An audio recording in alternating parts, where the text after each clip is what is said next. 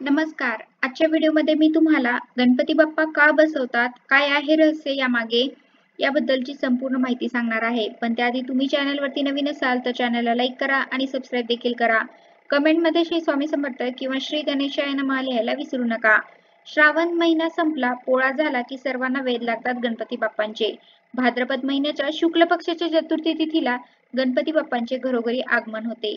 एका मान्यतेनुसार भाद्रपद महिन्याच्या चतुर्थी तिथीला गणपती बाप्पांचा जन्म झाला होता.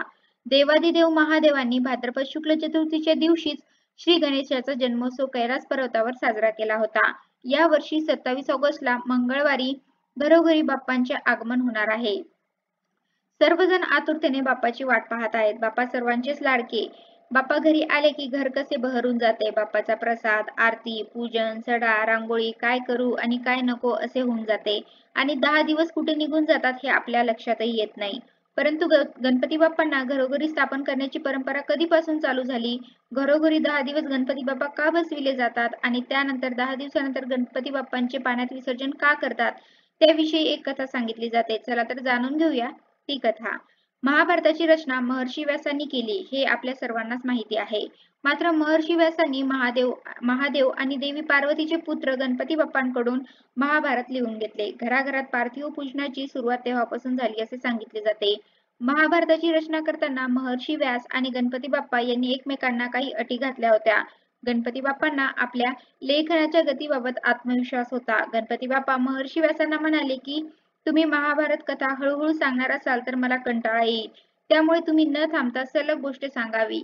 ही अट आपणास मान्य असेल तरच मी लेखनाची जबाबदारी मान्य करेन. अशी अट गणपती बाप्पांनी घातली. व्यास महर्षी होते. गणपतीच्या अटीवर त्यांनी केवळ स्मित हास्य केले.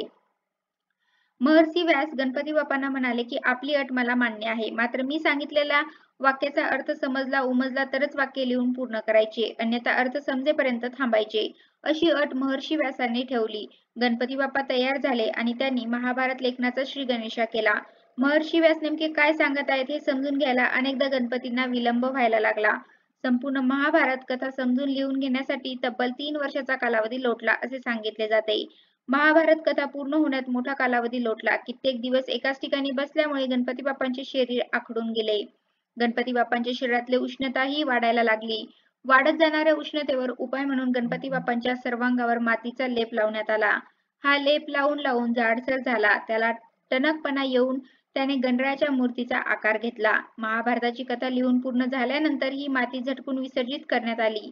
तेव्हापासून महाभारताचे लेखक म्हणून गणपती बाप्पांचा सन्मान करण्यासाठी गणपतीची मातीची मूर्ती घडवून तिचे पूजन करण्याची आपली परंपरा सुरू झाली, अशी एक कथा सांगितली जाते. म्हणूनच आपण बाप्पांची मूर्ती, मातीची मूर्ती म्हणजेच पार्थिव गणेशाची स्थापना करतो आणि 10 दिवसानंतर अनंत चतुर्थीच्या दिवशी गणपती बाप्पांचे पाण्यात विसर्जन करतो. तर अशा प्रकारे आजच्या व्हिडिओमध्ये मी तुम्हाला गणपती बाप्पा का बसवतात, काय रहस्य आहे यामागे, याबद्दलची संपूर्ण माहिती सांगितली आहे. कसा वाटला तुम्हाला माझा आजचा व्हिडिओ कमेंट करून नक्की सांगा. धन्यवाद.